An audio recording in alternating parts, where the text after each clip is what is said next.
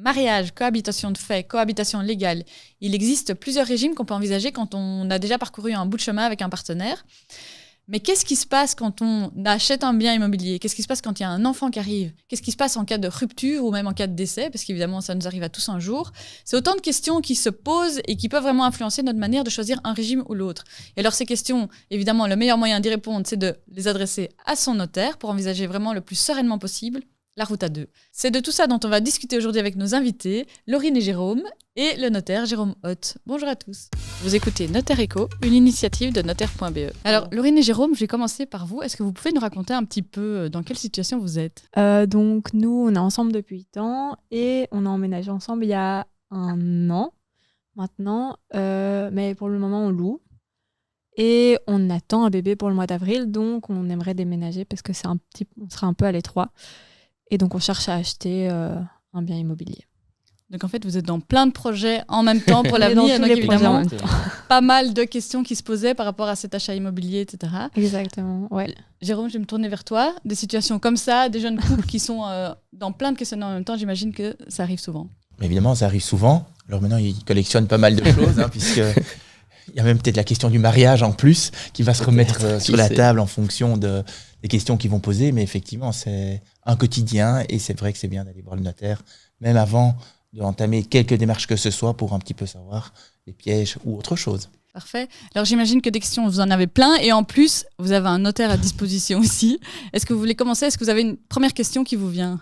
Donc voilà, c'était pour savoir un peu la différence entre la cohabitation légale et le mariage au niveau d'un achat immobilier, si ça a vraiment un avantage de se marier ou si c'est pareil que si on est en situation de cohabitation légale. Il y a des différences, ça c'est certain. Il y a par exemple en matière civile, l'époux marié a un avantage par rapport aux cohabitants, c'est qu'il y a une réserve, donc un droit réservataire, donc on ne peut pas le déshériter comme on pourrait le faire éventuellement. Donc ça, c'est au niveau civil. Il y a une protection plus importante à ce niveau-là, une protection plus importante du conjoint éventuellement en cas de décès. Donc je parle ici. Au niveau fiscal, la fiscalité, là, depuis ces dernières années, a vraiment voulu mettre les cohabitants légaux et les personnes mariées sur le même pied. Donc, peut-être à part certaines petites différences, que ce soit en fiscalité directe ou indirecte, donc par exemple en impôt des personnes physiques ou en matière notariale, droit d'enregistrement, droit de succession, il y a quasi une équivalence à tous les niveaux. Il y avait une autre question aussi, on parle beaucoup de la clause d'accroissement. Est-ce que tu peux nous expliquer un peu, est-ce qu'il y a de l'intérêt dans l'achat pour un couple? Alors, la clause d'accroissement, c'est autre chose. C'est une clause qui existait déjà en fait bien avant que la fiscalité soit plus avantageuse pour les cohabitants, qu'ils soient de fait ou de droit d'ailleurs, donc légaux, pardon. Mais donc la clause d'accroissement, c'est une clause qui permet au moment du décès que le survivant puisse obtenir soit l'usufruit, soit de la pleine propriété du bien qu'ils ont acheté ensemble. Alors, la fiscalité ayant changé, cette clause reste intéressante, certainement en région bruxelloise et en région wallonne pour les cohabitants de fait qui ne bénéficient pas encore de régimes fiscaux intéressants. Donc ça va être au cas par cas, ou en tout cas en matière civile, il peut avoir des protections plus importantes qu'en matière successorale, puisque le contrat n'est pas le même. Un contrat d'accroissement, c'est une vente, c'est hors succession. Donc tout ce qui est question de réserve ou autre ne s'applique pas. À partir du moment où on revient dans le droit successoral, il y a des réserves, donc s'il y a des enfants d'une précédente union, etc. Au niveau fiscal, la fiscalité est différente aussi. Avant, on sait très bien qu'entre cohabitants qui n'avaient pas de diminution fiscale, de réduction fiscale telle qu'on peut les avoir aujourd'hui pour les cohabitants légaux, les taux allaient jusqu'à 80% au-delà de 175 000 euros. Donc avec une petite maison, on arrive très vite quand même à des montants importants. Et en matière d'accroissement, c'est le droit de vente qui s'applique, et donc un droit de 12,5. Donc il y avait vraiment un intérêt fiscal important au-delà de l'intérêt civil avant. Maintenant, on sait qu'en matière de cohabitation légale ou en cas de mariage, s'il s'agit du logement familial, le taux est de 0. Et donc là, au niveau fiscal, ça sera plutôt la cohabitation légale ou le mariage qui sera intéressant, avec comme une exception pour la Flandre où la cohabitation de fait permet également un taux 0 pour le logement familial dans certaines conditions. Et alors, est-ce qu'il y a un régime à préconiser quand il y a des apports différents, quand on veut faire un achat en couple? Si on reprend les deux questions qui ont été abordées, l'accroissement ou cohabitation, mariage, l'accroissement, c'est un contrat aléatoire. Donc, en gros, chacun doit avoir la même chance d'obtenir la même chose. Donc, il faut acheter moitié-moitié. Et s'il y a un des apports inégaux, donc l'un apporte plus que l'autre, ce ne sera pas dans l'acte d'achat qui va se répercuter, mais dans un document annexe où l'apporteur, celui qui apporte moins va reconnaître que l'autre apporte plus. C'est une reconnaissance de dette ou un prêt. Là, de nouveau, il y a plusieurs formules qui sont possibles. En régime matrimonial, de nouveau, là, effectivement, s'il y a des apports différents, que ce soit en communauté ou en séparation de biens, il y a toujours des moyens de rétablir cet équilibre. Il est clair si on est marié en communauté, le bien sera commun, donc c'est moitié-moitié. Il y aura donc aussi peut-être une reconnaissance qu'il y a des apports propres d'un des époux, donc par rapport à commun. Et si c'est en séparation de biens, de nouveau, soit on peut acheter moitié-moitié, mais avec une convention annexe, parce qu'au bout du compte, les époux veulent que l'investissement soit un investissement ensemble, à deux.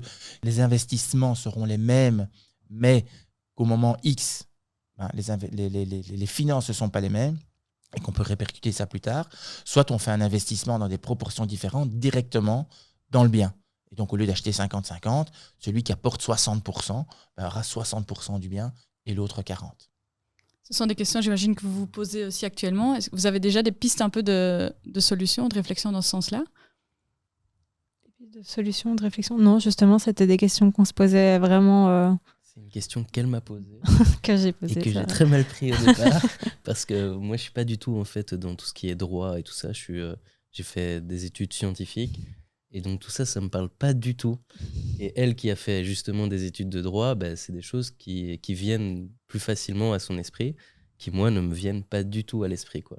Ouais. Jérôme, oui, je rebondis sur toi. Tu vois, ce genre de réflexion, effectivement, il y a peu de gens qui font le droit ou qui ont un peu des connaissances. On démarre par où cette discussion, même avec toi ? Tu vois, ils entrent chez toi. Comment est-ce que vous entamez la discussion ?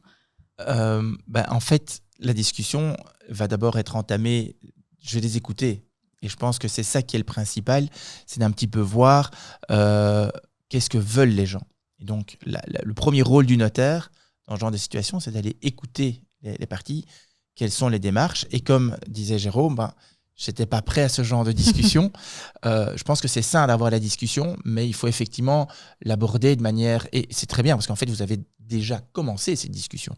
Parfois, les gens, ils arrivent et... Toi, Jérôme, tu aurais trouvé à ce moment-là, tu as vu te décomposer devant moi. Je me dis, oui, va falloir un peu ramer pour essayer de remettre l'équilibre dans la discussion. Voilà. Donc, je pense que c'est très bien, c'est très mature, c'est super important de pouvoir mettre les choses sur la table. Après, comme je disais, c'est vrai que par rapport à ce genre de choses, il faut laisser parler les gens. Et c'est après, nous, notaires, de pouvoir mettre sur la table les différentes solutions, parce qu'il y a toujours plusieurs solutions qui s'offrent aux parties, et en fonction des solutions mises sur la table, c'est les parties en fait qui vont devoir décider finalement quelle est la décision qui leur convient le mieux. Est-ce que vous avez une autre question en plus à poser ? On se demandait aussi, donc en cas, on va devoir aller demander du coup aux banques de recevoir un crédit. Et est-ce que le régime sur lequel on se trouve a une influence sur l'obtention d'un crédit ou pas du tout ? À partir du moment où on achète à deux, pas du tout. Okay. Donc il n'y a aucun impact, puisque de toute façon, vis-à-vis de la banque, ils s'en fichent un peu. Vous êtes solidaires. Donc, s'il y en a un qui ne paye pas, c'est l'autre qui paye. Qu'on soit marié en séparation de biens, qu'on ne soit pas marié, qu'on soit en communauté, la communauté de fils, mais en séparation de biens ou pas marié, vous êtes tous les deux signataires, vous êtes tous les deux solidaires à 100%. Donc, s'il y en a un qui ne paye pas, la banque ira chercher chez l'autre, s'il y a des sous, sinon ils vendent le bien, il ira chercher chez l'autre les sous qu'il faut. Et après, c'est les parties qui s'arrangent entre elles. Voilà. Maintenant, on peut rebondir sur le fait, on fait des investissements différents. Moi, j'investis 60%, j'ai une capacité financière supérieure de remboursement. Et donc, je vais continuer pendant tout le process à rembourser 60% du crédit, et donc de l'investissement. Et donc, on peut très bien, dans l'acte de crédit à ce moment-là, faire ce qu'on appelle une clause à ordre, c'est de dire qu'en fait, vis-à-vis de la banque, vous êtes tenu et la banque ne va pas tenir compte de vos accords entre vous, mais entre vous, il y en a un qui s'engage à payer 60% et l'autre 40% parce que vous achetez 60 et 40. Et parfois, ça peut être intéressant, c'est pas votre cas, puisque c'est le numéro 1, je suppose, qui arrive. Mais quand il y a des enfants d'une précédente union, parfois, justement, cette différence de quotité dans l'achat permet de garder un équilibre par rapport aux héritiers de chacun. Surtout s'il correspond à une réalité financière. S'il ne correspond pas à une quantité financière, on va plutôt alors se diriger vers quelque chose de sur mesure de nouveau en fonction de ce que les gens veulent. Une question que sans doute pas mal de couples qui décident d'acheter ensemble se posent, c'est à un moment, est-ce que c'est vraiment le moment d'acheter ou est-ce qu'en fait on a plutôt intérêt à attendre quelques années, c'est constituer un capital un peu plus important et puis acheter? Oui, effectivement, cette question peut se poser. Je pense que ça va dépendre surtout, dans un premier temps, de la capacité financière de pouvoir avoir un emprunt.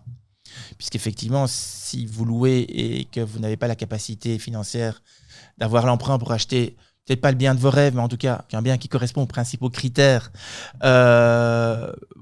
si vous n'avez pas les moyens, ça va être compliqué. Donc, effectivement, l'étape location, avant de réunir un petit fonds de réserve, une petite épargne, puisque les banques demandent une épargne de 10-20% en général d'apport de fonds propres, c'est sûr que la location va s'imposer. Maintenant, il y a quelques années de là, et je parle de quand moi j'étais jeune, j'ai des amis étudiants, la première chose qu'ils ont fait, parce que les banques prêtaient à 120%, la première chose qu'ils ont fait, ils ont acheté le premier appartement. Ils ne travaillaient pas encore. Ils ont réussi à pouvoir acheter un appartement.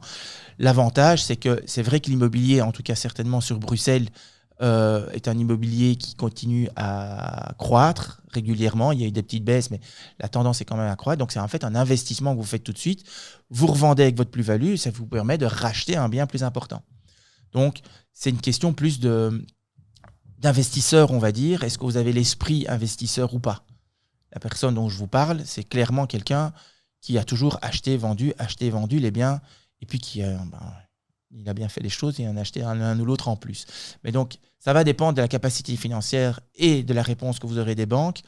Et puis, je pense que ça dépend aussi un peu du côté entrepreneur que vous pouvez avoir, investisseur plutôt, que vous pouvez avoir, que certains n'ont pas. Donc, ça va vraiment dépendre d'une personnalité à l'autre. Oui, oui. On parlait des différents régimes matrimoniaux. Évidemment, il y a plein d'implications au-delà de l'immobilier. C'est quoi les implications en matière de succession si on n'est pas marié? Il y a des implications à deux niveaux, au niveau civil et au niveau fiscal. Au niveau civil, il y a une protection supplémentaire du conjoint survivant. Donc on parle de décès ici, je suppose. Il y a une protection complémentaire du conjoint dans la mesure où il est un héritier réservataire et qu'on ne peut pas le priver, à tout le moins, de l'usufruit du logement familial et à tout le moins de l'usufruit de la moitié de l'ensemble de la succession. Donc il a une protection. Alors quand on n'est pas marié, que ce soit le cohabitant légal ou le cohabitant de fait, le cohabitant de fait, déjà, il n'hérite rien à la base, il faut un testament pour qu'il puisse hériter. Le cohabitant légal, il n'hérite, entre guillemets, que de l'usufruit du logement familial automatiquement. Si on veut lui donner plus, il faut également un testament, mais on peut le priver de tout. C'est-à-dire qu'on peut dire tout va bien, on est cohabitants légaux, et en fait, dans le dos, un des partenaires pourrait tout à fait supprimer cet usufruit du logement familial pour des raisons X ou Y à ce niveau-là. Donc oui, au niveau civil, une plus grande protection.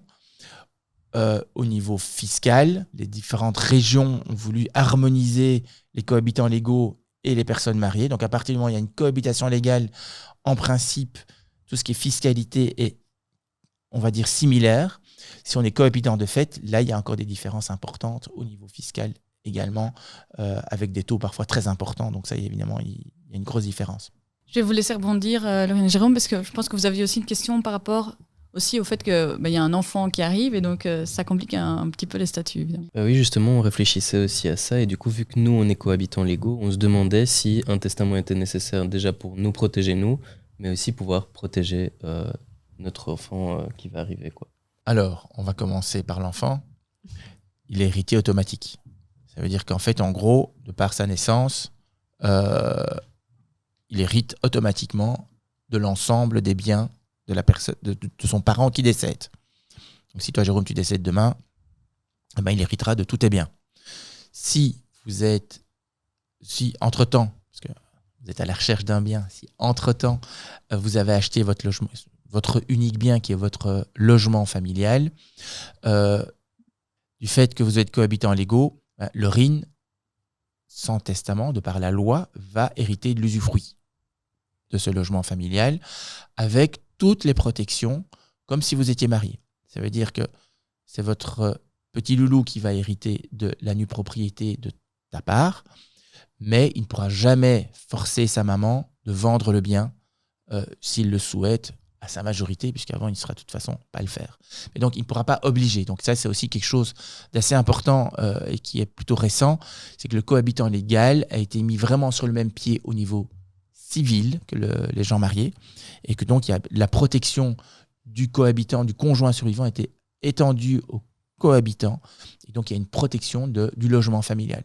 Maintenant, si le but est de donner plus à Laurine, il faudra faire un testament, puisque comme je viens de le dire, le cohabitant n'hérite que de l'usufruit du logement familial à partir du moment où il y a un enfant. Et est-ce que c'est plus intéressant de donner plus à l'un et à l'autre ou à notre enfant directement, étant donné que, j'espère qu'on va quand même mourir avant elle, donc je suppose que c'est plus intéressant. Il y en aura peut-être d'autres déjà. Oui. Je pense que voilà, si vous êtes dans une première étape de vie, je conseille quand même souvent, c'est d'abord penser à vous. Parce que c'est vrai que on ne sait pas de quoi l'avenir sera fait. Peut-être que vous aurez besoin de vendre cette maison à un moment pour pouvoir vivre tout simplement.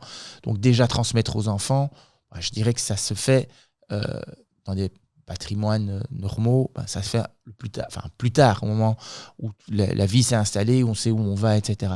C'est sûr que si on a des millions et des millions, on peut déjà en mettre quelques-uns au nom des enfants, mais dans la plupart des cas, il vaut mieux d'abord penser à soi. Alors c'est vrai que si, par exemple, tu décèdes, Jérôme, tu donnes la pleine propriété à Laurine, elle ne payera pas de taxes, puisqu'il n'y a pas de droit de succession sur le logement familial. Alors que votre louloute, elle devra payer des droits de succession, même si notamment à Bruxelles, il y a des droits réduits, parce que c'est le logement familial. Ça reste des droits réduits, ça reste des droits de succession à payer. Donc de nouveau, il y a des logiques fiscales et civiles qui peuvent diriger vos choix. Et comme il y a une juriste, elle sera peut-être attentive, mais il suffit de lire la presse parfois, sans être juriste, c'est de voir comment évolue finalement le droit fiscal par rapport à ça, comment évolue peut-être le droit civil, parce que souvent quand il y a des changements comme ça fait plutôt la une des journaux. Puis les notaires en parlent beaucoup aussi, parce que c'est important. Mais voilà, il faut être attentif à ça parce que c'est une situation qui peut aussi évoluer dans le temps. Et ce qui est aujourd'hui, par exemple, tu ferais un testament pour dire Laurine a la pleine propriété, on pourrait très bien penser que plus tard, on se dit non, c'est plus nécessaire et on fait un testament pour dire que c'est la dévolution légale. Donc en fait, on supprime le premier testament, on le déchire, on l'annule. Et ça permet de laisser la dévolution légale où les enfants paieront des droits, mais peut-être que dans une fiscalité d'ensemble sur je décède en premier et puis Laurine décède, les enfants, au bout du compte, paieront moins que de recevoir tout de suite tout d'un parent. On a parlé de décès, oui. Mais qu'est-ce qui se passe en cas de rupture? Ce qu'on ne leur souhaite pas, évidemment, mais c'est aussi un cas de vie qui peut se présenter. Comment ça se passe en fonction des différents régimes qu'on a déjà évoqués? En général, soit il y a un accord sur la rupture, on partage, et c'est fini. Si on reprend les différents cas qu'on a envisagés, la clause accroissement, soit on vend le bien, on supprime la clause accroissement et on se partage le prix. S'il y a eu des paiements inégaux, on partage le prix en fonction des quotités de chacun. Si on est marié ou pas marié, donc s'il n'y a pas la clause accroissement, c'est un peu la même chose. On partage le prix, soit avec les quotités, soit un veut racheter. Et alors, à ce moment-là, il faut se mettre d'accord sur la valeur du bien. Et celui qui veut racheter peut racheter. Ce qu'il faut savoir, c'est que celui qui va racheter la part de l'autre ne payera qu'un droit réduit de 1%. Et là, c'est dans les 3 régions. Sous certaines réserves, parfois en Flandre. Mais en principe, dans les 3 régions, un droit de 1% sur la valeur totale de l'immeuble. Donc, c'est sûr que si un rachète l'immeuble, ce sera plus facile que de vendre et de les racheter un autre immeuble, même si on parle de droits réduits. Même en Wallonie, pour les primo-acquérants, où ce serait 3% au lieu de 12,5%. Il y a des abattements en Flandre, c'est la même chose, c'est le même principe. Il y a un abattement à Bruxelles qui est plus réduit ici, puisque c'est seulement les 200 premiers 1 000 € qui ne sont pas taxés. Oui, sa question était si je décide de garder la maison. Mais ouais, c'est ça. Mais ça, j'avais vu, donc c'est pour ça que... Mais donc, effectivement, si toi, Jérôme, où Acheter Laurine, une quantité. l'un d'entre vous, reprend la maison, Ouais. c'est très clair qu'il y a des facilités fiscales en tout cas. Par contre, il faut se mettre d'accord sur le prix. Et alors souvent, il y a de nouveau deux possibilités parce que souvent il y a un crédit en cours. Le plus intéressant à tous les niveaux, au niveau frais et au niveau coûts fiscaux, c'est de reprendre le crédit en cours, hein, puisque ça permet de bénéficier, enfin surtout si le taux était bas au moment où on a pris le crédit, ça permet de continuer à bénéficier du taux bas et ça permet d'éviter des frais de devoir rembourser la banque. Donc il y a des indemnités supplémentaires à payer, qui est l'indemnité de remploi. Refaire un nouveau crédit auprès d'une banque, ça veut dire qu'il faut enlever l'inscription, donc la garantie de la première banque, ça coûte de nouveau 1 000, 1 500 €, et refaire un nouveau crédit où on va repayer quelques milliers d'euros pour réemprunter et redonner la garantie à la nouvelle banque. Donc c'est clair que en fonction de quand il y a une reprise, il faut aussi voir qu'est-ce qui est possible. Il ne faut pas oublier que quand on reprend le crédit, il faut avoir l'accord de la banque que, si c'est toi Jérôme qui reprend, que Laurine soit totalement désolidarisée, donc elle ne soit plus tenue du crédit, puisque comme j'expliquais, tant qu'elle n'est pas désolidarisée, vous êtes tenu à 100%. Dans le cas où on n'a pas prévu à l'avance, donc on a des apports différents, Mhm. et qu'au moment de la séparation, l'un des deux décide de racheter, et Claude lui cède une partie des quotités parce qu'il avait mis plus d'apports à la base. Oui, de commun accord, c'est évidemment possible. Maintenant, c'est ce que je dis toujours, à partir du moment où la réalité n'est pas celle qui est sur le papier, en droit, hein, la juriste le sait, le non-juriste peut-être pas, mais en droit, un document, il faut un papier, il faut un accord et dire qu'effectivement, et c'est pour ça qu'effectivement, quand on fait une acquisition et que pour une raison ou une autre, parce qu'on fait une clause d'accroissement et qu'on n'a pas le choix, qu'on doit acheter 50-50 et qu'il y a quand même des apports différenciés, eh ben, on fait une convention annexe en 2 exemplaires qui respecte les formes du code pour pouvoir, si un est de mauvaise foi, de sortir la convention en disant tu l'as signé, donc tu ne peux pas le nier maintenant. Voilà. Donc, mais c'est sûr que voilà, donc un écrit, même, il vaut mieux faire l'écrit quand tout va bien. Parce que quand tout va bien, en général, on le fait sans problème. Mais quand il y a quelques dissensions, et surtout, si Jérôme est parti pour une plus riche, hein, en principe, on fait des problèmes à ce moment-là. Si on revient au mariage, est-ce que vous avez discuté du fait de vous marier? Pas nécessairement. On en a déjà discuté, mais ça ne s'est jamais fait. Ça fait 8 ans qu'on est ensemble, on en a déjà parlé, mais c'était pas quelque chose qui était dans nos plans. Mais ça va dépendre aussi de tout ça, des avantages que ça pourra avoir.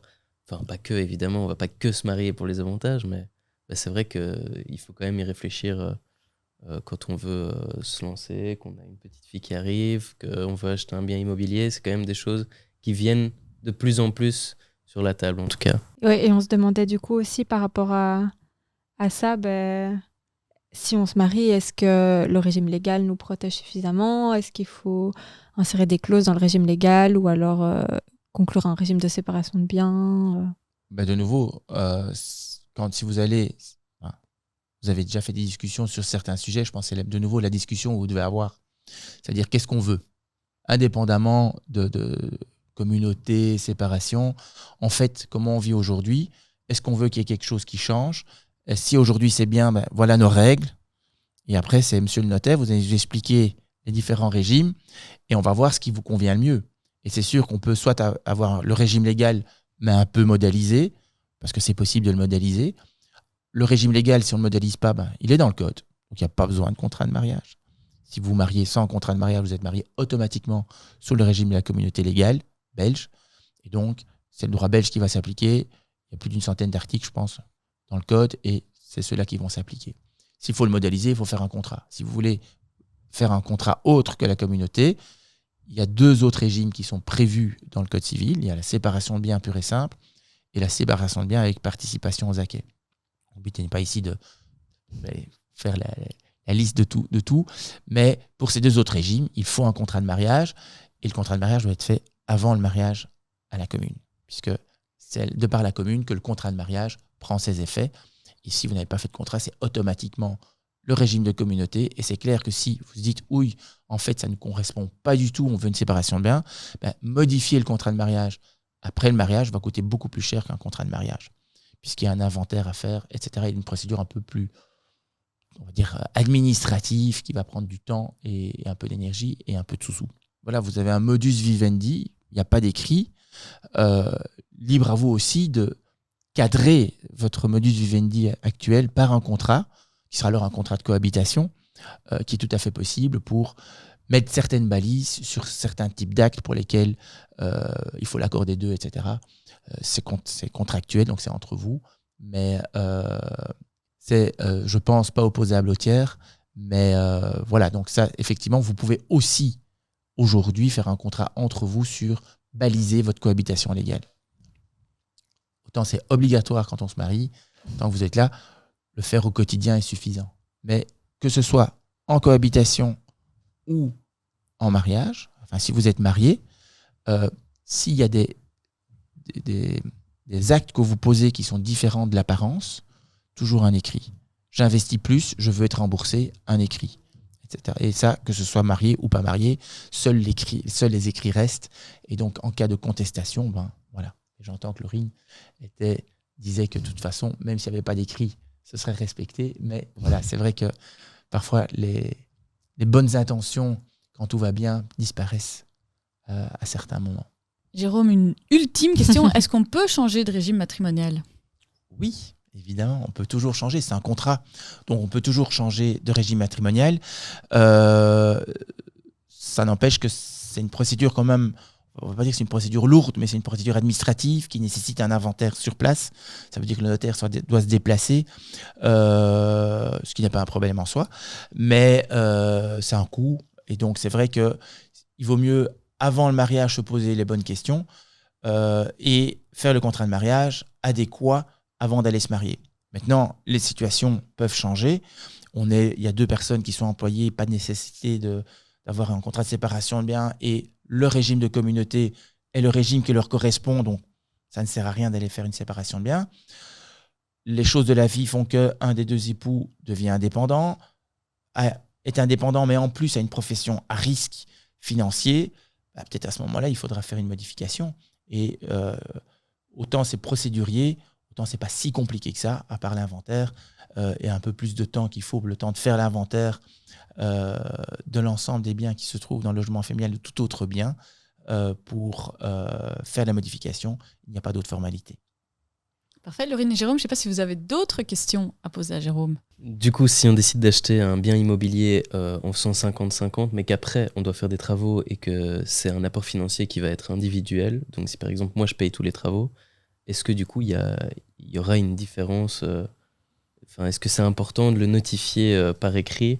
Oui, je veux dire, alors d'abord, c'est possible. Après, si c'est toi qui payes tous les travaux, ou je dirais même, vous financez ensemble les matériaux, mais c'est toi qui fais tous les travaux. Laurine travaille, elle n'est pas manuelle pour un sou. Toi, oui, tu aimes et tu bricoles tous tes week-ends. Je pense que dans tous les cas de figure, à partir du moment où l'investissement n'est pas identique, qu'il soit en argent ou, je dirais, en manuel, il est important de se poser la question avant comment on va répartir ce travail, comment on va répartir le remboursement de ce travail ou de cet investissement. Et de nouveau, faire un écrit. Si tu travailles autant d'heures, alors par exemple, si vous êtes marié, est-ce que ça fait partie des charges du ménage ou est-ce que c'est un investissement complémentaire qui doit être remboursé ? Si c'est les charges du ménage, il n'y a pas de remboursement. Et c'est la même chose en cohabitation, je veux dire, c'est un peu le même principe, ça fait partie de ce qu'on investit chacun. J'ai fait les travaux et Laurine, en fait, elle s'occupe de la petite louloute, c'est elle qui va à la crèche, qui fait tout, etc. Est-ce qu'il y a un des deux qui vaut plus que l'autre ? Oui ou non ? De nouveau, il n'y a pas de jugement à porter, mais il y a des questions à se poser. Et effectivement, le jour où ça ne va pas, que toi, Jérôme, tu ne te sens pas frustré par rapport à Laurine en disant attends, j'ai passé tous mes week-ends. Et voilà, parce que tu auras cette vision-là, et peut-être que Laurine aura la vision, c'est moi qui ai toujours été fait avec la louloute, et en gros, ça s'équivaut. Donc, s'il y a quelque chose qui ne s'équivaut pas à vos yeux à un moment, c'est en parler, oser en parler, parce que ça peut être parfois des sujets qui fâchent, mais au moins, c'est toujours clair. Et je pense que ça, c'est assez simple pour des relations durables, c'est de pouvoir mettre les choses sur la table quand elles se posent, sans devoir dire on verra ça plus tard. Et du coup, dans le cas du remboursement de l'emprunt immobilier qu'on va contracter, est-ce que c'est mieux de le rembourser avec un compte commun ou alors avec notre compte propre? Est-ce qu'il faut avoir un compte commun? Alors, je pense que de nouveau, c'est la même chose. À partir du moment où vous vous mettez d'accord sur quelque chose, par exemple, si c'est un des comptes qui paye tout, hein, et que par exemple l'autre paye les charges du ménage, les courses, l'électricité, etc., il faut alors peut-être faire une convention pour dire toi tu payes ça et moi je paye ça, mais on est quitte. Pourquoi? Parce que qu'est-ce qui se passe? Qu'on soit marié ou pas en fait, et c'est déjà arrivé, un des époux avait centralisé tous les paiements des banques, il a toutes les preuves, et l'autre époux ou l'autre partenaire a payé tout le reste. Et c'est tout des tickets de caisse et on ne retrouve plus et on n'a plus les extraits de compte. Et alors, c'est remonté auprès des banques sur 10 ans, mais si ça fait 20 ans que vous êtes occupé à ça et que vous vous séparez à ce moment-là, celui-là, il n'a plus aucune preuve. Ça va être beaucoup plus compliqué à remettre sur la table. Et donc, s'il y a une dispute sur savoir qui a payé quoi, c'est toujours préférable d'avoir un compte aux deux noms qui permet de chacun met sa contribution. Parce qu'elle peut être peut-être différente aussi. L'un va peut-être mettre 500, l'autre va peut-être mettre 700 en fonction de la contribution possible de l'un et de l'autre. Et comme vous estimez que ce sont des charges moitié-moitié, un met 500, 700, et toutes les charges, qu'elles soient financières pour la banque ou électricité, gaz, les langes et tout le reste, c'est parti de là. Et comme ça, au moins, c'est clair et il n'y a pas de discussion à avoir plus tard. Jérôme, je vais te laisser le mot de la fin. Je pense que, comme souvent, il vaut mieux aller voir son notaire avant pour discuter des différentes solutions à envisager pour éviter des problèmes après. Parfait. Et donc, je retiens, c'est vrai qu'il n'y a pas tellement de régime qui prévaut sur un autre, c'est surtout en fonction des situations individuelles. Laurine et Jérôme, j'espère qu'on vous aura éclairé. Vous qui nous écoutez, j'espère aussi que vous avez appris des choses. N'hésitez jamais à aller voir votre notaire pour poser vos questions. Et merci de nous suivre. Et n'hésitez pas à vous abonner pour découvrir nos sujets suivants.